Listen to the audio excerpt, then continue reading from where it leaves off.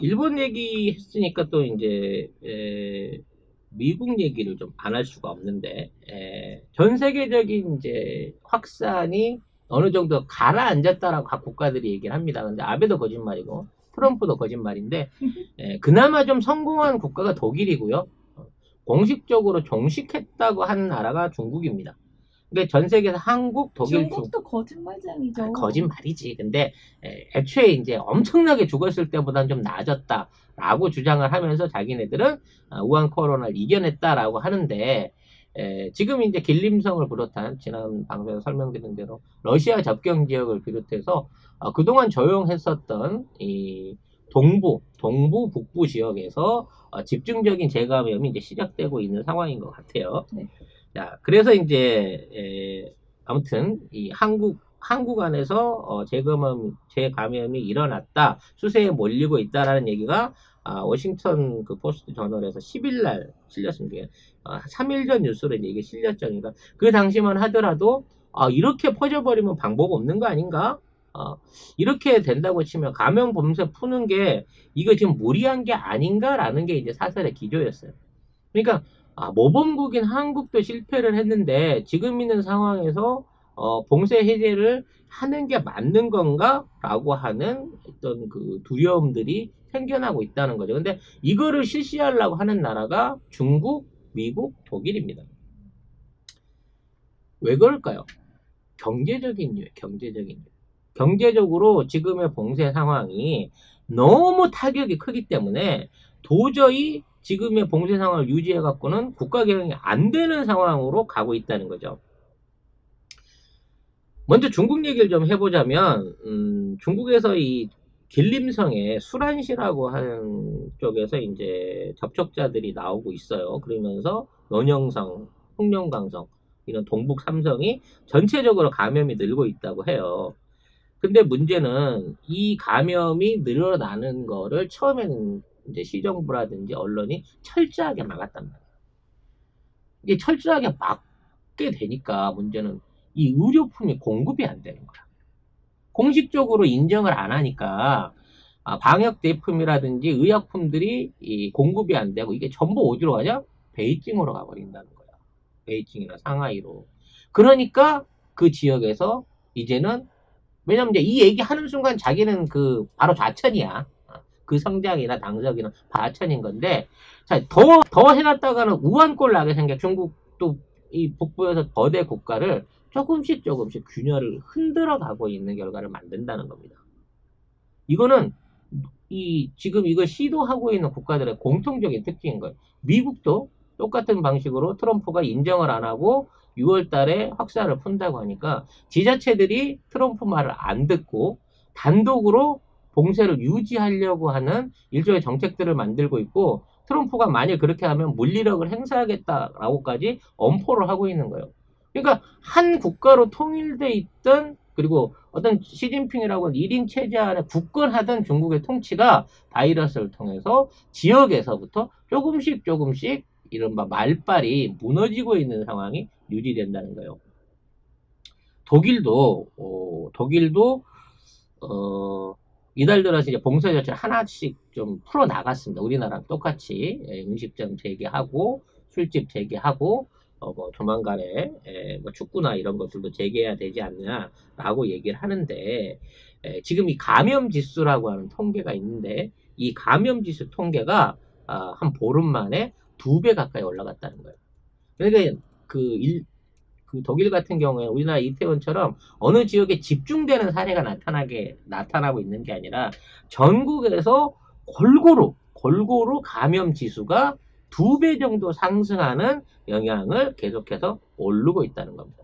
그리고 일부 요양원이라든지 도축장 같은 지역에서 집단 감염들이 생겨나기 시작하면서부터 지금 직장이라든지 어떤 그 병원이라든지 다중시설 이용에 대한 봉쇄를 푸는 건 좀 무리가 아니냐라는 얘기가 나오고 있단 말이죠.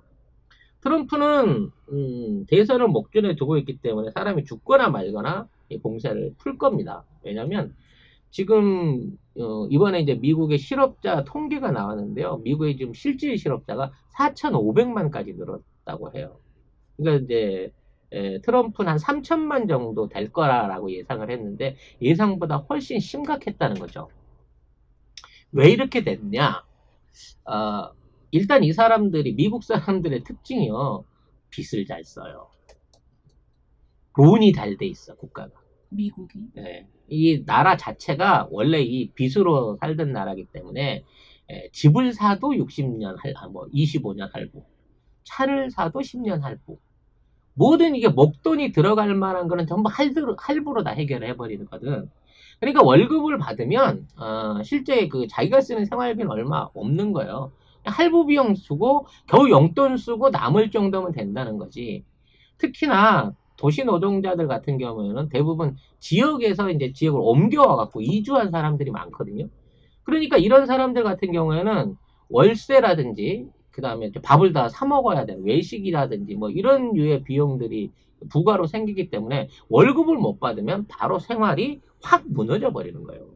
그 통계가 어디서 들어오냐면 현재 그 미국 안에 그 일종의 급식소죠. 빈민급식소 이런 것들을 운영을 해요. 워낙 미국이 이제 홈리스들도 많고 불황자들도 많으니까 이런 시설들을 굉장히 잘 운영을 했었는데 이 시설을 찾아드는 그동안의 중산층들 그러니까 멀쩡하게 공장을 다녔거나 뭐 증권회사를 다녔거나 누가 봐도 제가 이런 데 올 사람이 아닌데 싶은 애들까지도 전부 다 이 급식소를 통해 가지고 식료품을 조달받기 위해서 거리로 나서고 있는 상황이라는 겁니다. 그러니까 이 봉쇄를 안 풀면요, 지금 있는 미국에 있는 그 노동자들, 이른바 그 근로소득자들 같은 경우는 앞으로 한 달, 두 달을 못 견딘다는 거예요, 생활이. 그렇게 되면 그 화살을 누가 맞습니까? 트럼프가 다 두들겨 맞는다는 거죠. 현재 백악관 안에서 지금 가장 그 심각한 바이러스 감염이 일어나고 있는 주는 어, 너무 많네, 씨.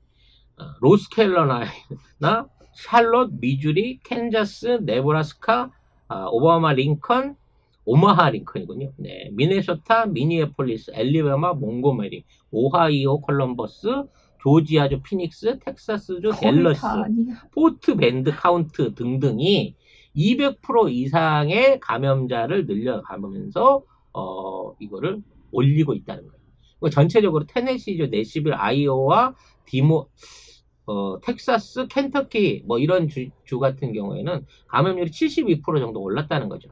근데 나머지 40개 그 지역들은 좀 내려앉았거든. 그러니까 야베랑 똑같은 거야. 심각한 요 중부 지역이나 인구가 얼마 안 되는 쪽에 있는 통계는 무시해버리고 뉴욕이나 LA 쪽 안에서 거기 돈 많으니까 방역 잘 하겠지. 이쪽에서 또 어느 정도 돌아가고 있는 중부의 공업도시 뭐 디트로이트 같은 이런 지역 안에서의 감염률 저하를 이유로 해갖고 이제 풀어도 된다라고 주장을 하고 있다는 거죠. 미국이 이제 8만 명이 넘는 사람이 죽었는데요. 이게 네. 통제 기간 안에 죽은 거예요. 왜냐면 2월 20일부터 공식적으로 통계를 냈습니다. 미국은. 지난 겨울에 미국이 2만 명 정도가 독감으로 죽었어요. 작년 그 9월 이후에 동절기에만. 근데 2월 20일부터 바로 이 통계를 시작했습니다. 코로나 사망자 통계를. 근데 이게 순식간에 1위로 치고 나와서 현재에서 세계 1위죠. 8만 명 이상의 사망자를 내고 있는데 미국 전문가들은 기존에 신고 안 된 사망자를 포함하면 이 2배일 것이고 코로나 이전에 사망한 사람을 합치면 3배일 거다라고 얘기를 하고 있는 거예요. 실제적으로는 한 25만 이상이 이 코로나로 사망을 했다라고 얘기를 할 수 있는 거거든요.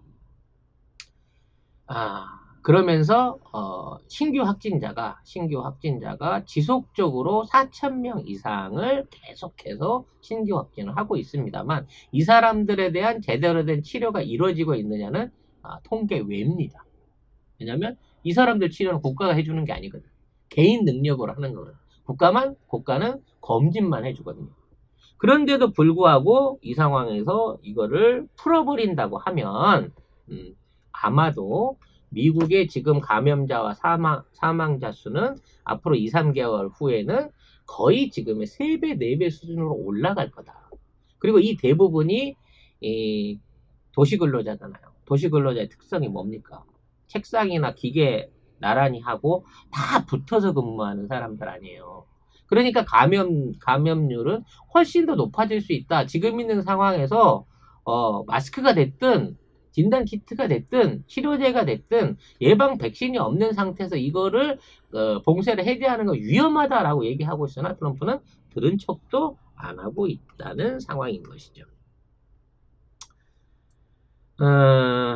이런 와중에 우리나라 이제 경제에 대한 걱정들이 굉장히 많습니다. 이 가짜 뉴스 쓰는 애들이 기레기들이 가장 많은 쓰는 뉴스 중에 하나가 경제 관련된 뉴스인 거죠. 무디스 발표 났는데 뭐라고 났어요? 그 경제 올해 우리 경제 성장률 세계 1위라고? 아니 이제 그 영향 별로 없을 거라고. 그러니까 무디스도 대단한 배짱인 거예요. 네.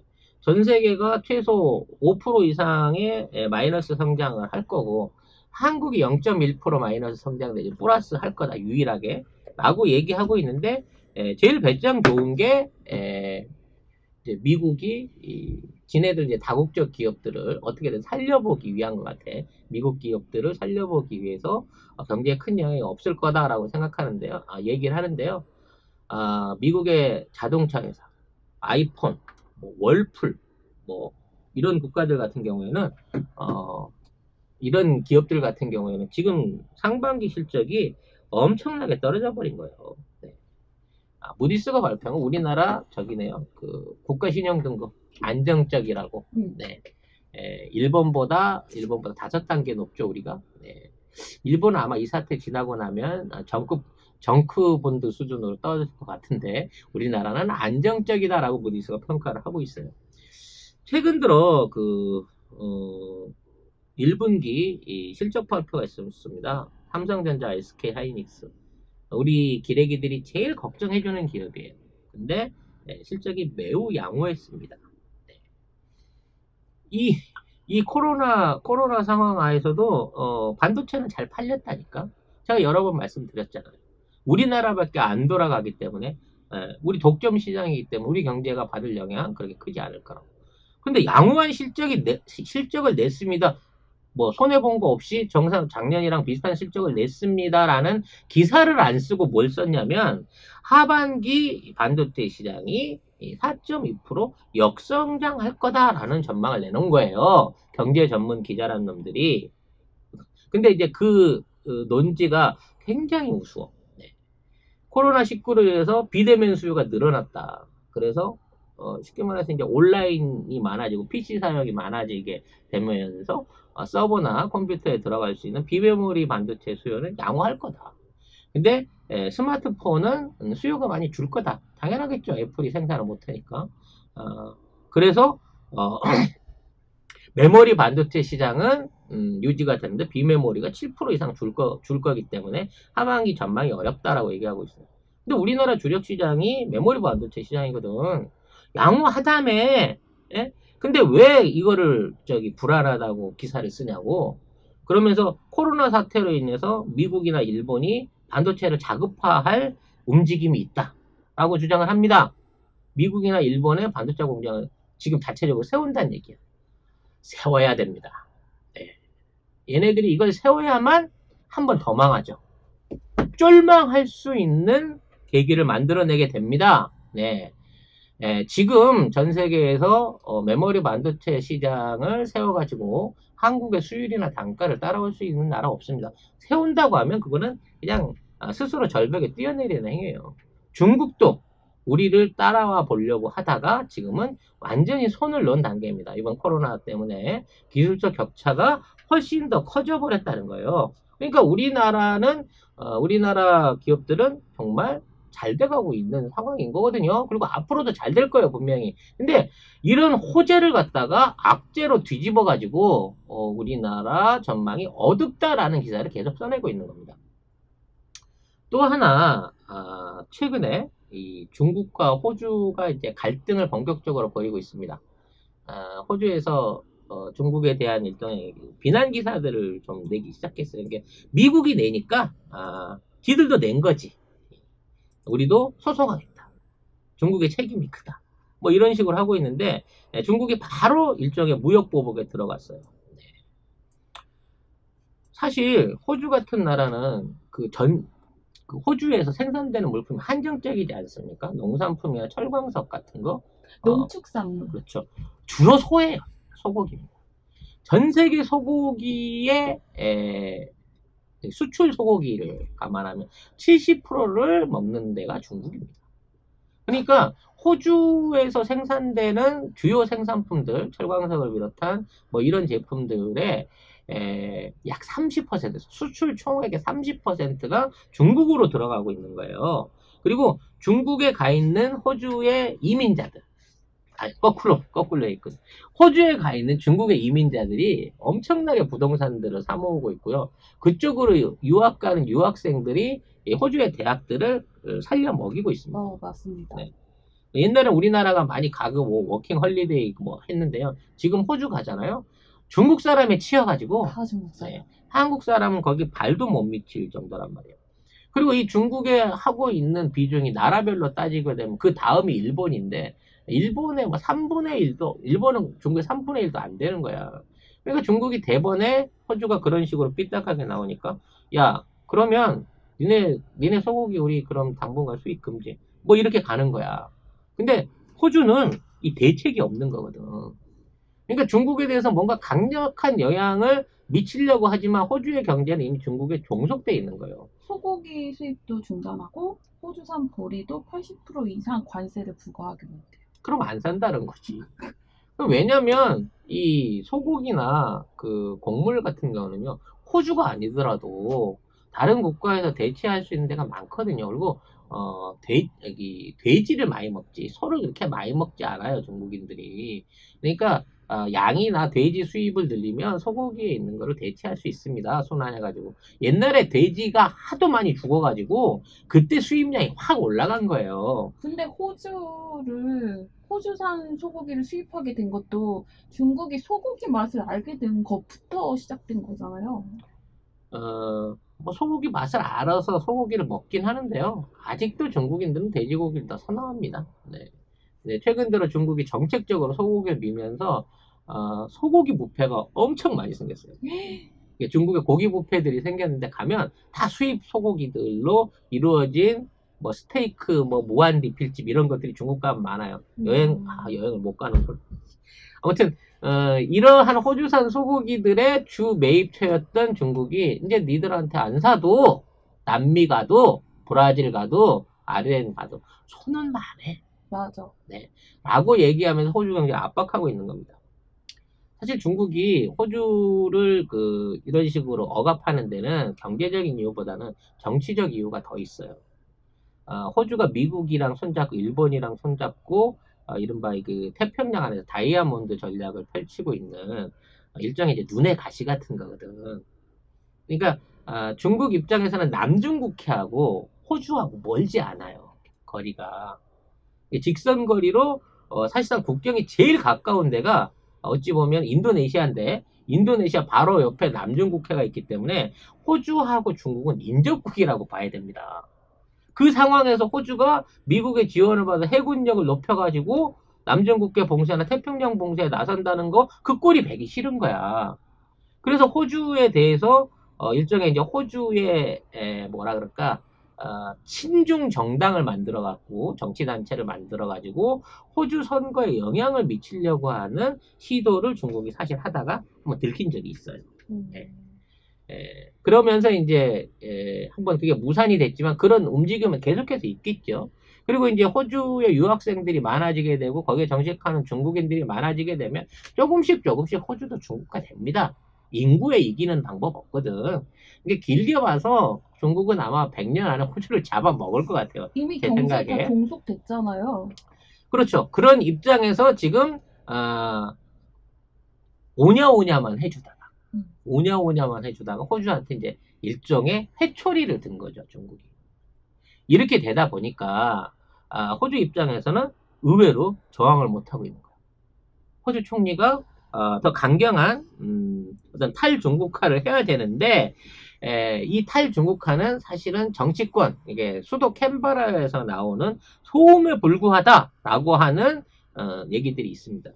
결국 호주가 성공하기 위해서는 지금의 어떤 그 축산업 중심의 수출 구조를 탈피하고 4차 산업을 일으켜야 돼요.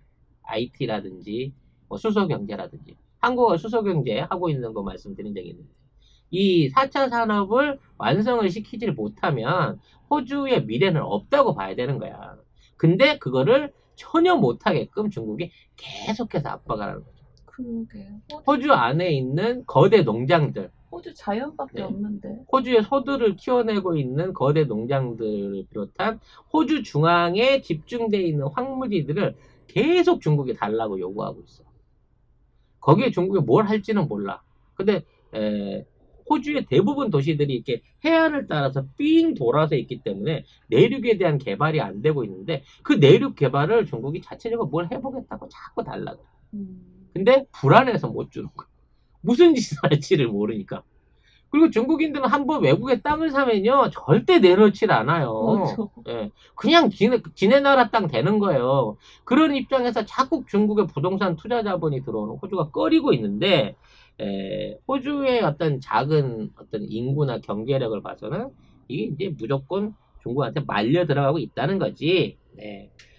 그래서 호주는 뭐 어떻게 하겠어요? 미국이나 그 동맹으로 볼 수 있는 미국이나 일본의 도움을 요청하려고 하지만 경제적인 분야에서만큼은 중국의 입김을 벗어날 수 없다는 게 문제인 겁니다.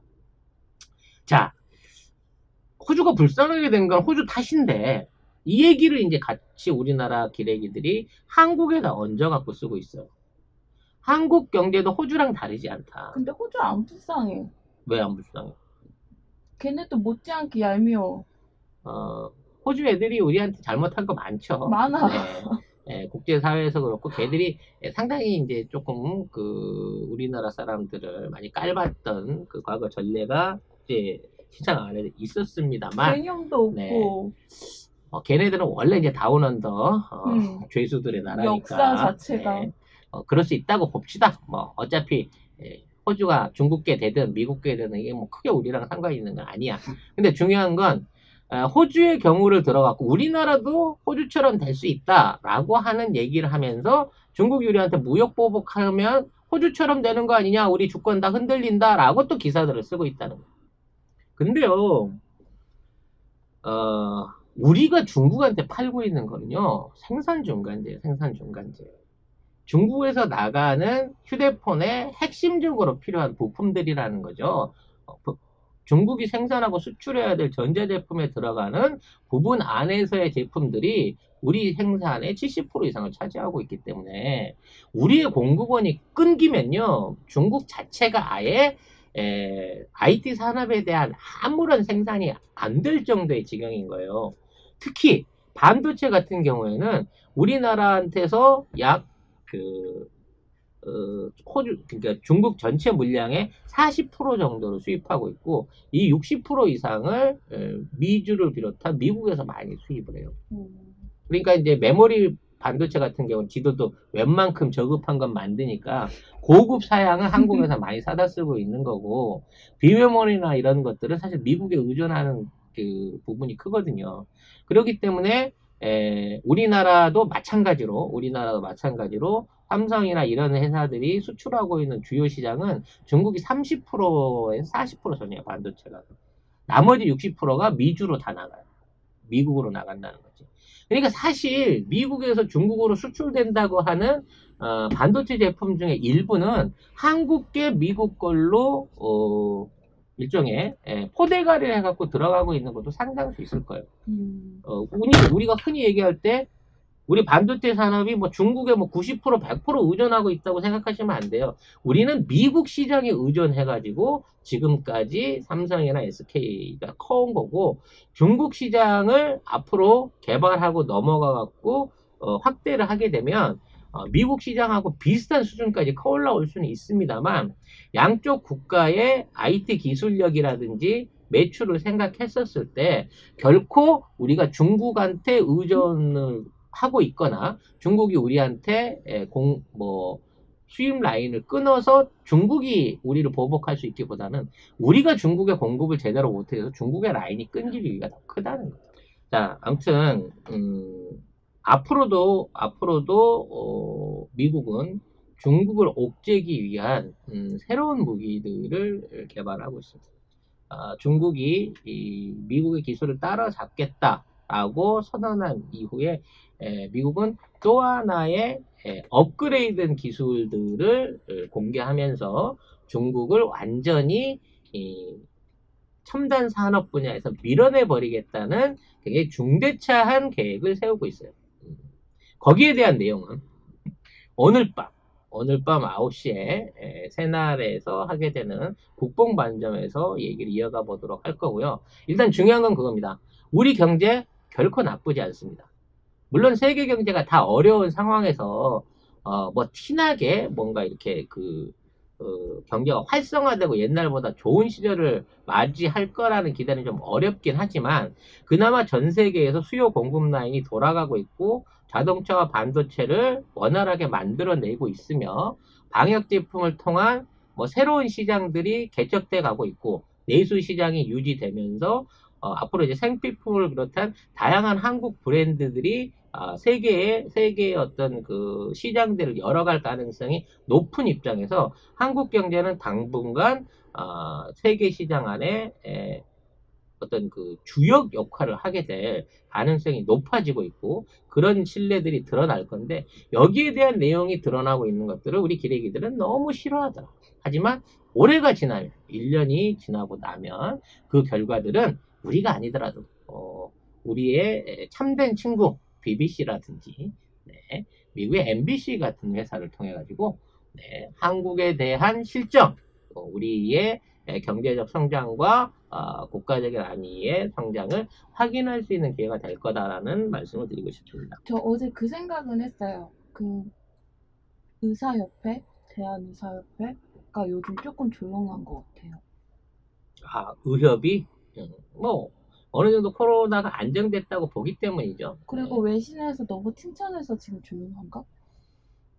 너무 나대다가 지금 검찰이나 뭐 이런 입장이랑 똑같은 거예요. 지금 정경심 교수도 석방됐고 뭐 이제 물론 뭐 무죄로 나온 건 아니지만 뭐 여러 가지 사안 안에서 이제 그동안 잘못돼 왔던 부분들이 이제 조금씩 수정돼서 드러나고 있는데 여기에 대해서 이런 방구의 사과가 없습니다. 정편이나 중앙지들은 옛날 얘기 하지 말고 미래로 갑시다 그러더라고.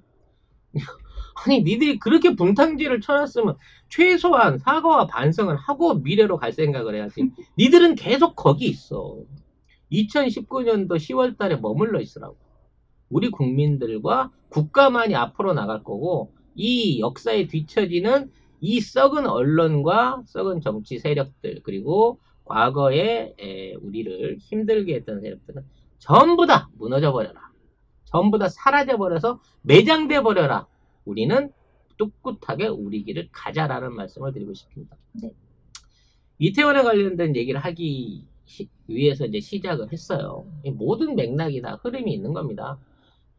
결과적으로 이러한 성과들은요. 우리 국민이 자체했고 우리 국민이 만들었고 우리 국민이 극복해야 될 과제의 하나입니다. 네. 지금 이태원 뭐 지역 감염 사태가 뭐 어마어마한 사건인 것처럼 언론 보도들이 떠들고 있지만 1차 확산일을 3일 앞둔 현재까지 이태원과 관련한 확진자는 이제 100명이 겨우 넘었을 정도입니다. 대단하지 않아요? 대구 사태 때 우리 얼마씩 늘었습니까? 많이 는다는 1000명 가까이 늘었잖아요. 네. 똑같은 상황인데 확진자가 안 늘어나고 있어요. 이미 국민들이 자체적으로 방역하고 있는 겁니다. 2차, 3차 감염의 효율을 아주 극적으로 떨어뜨리고 있는 거예요.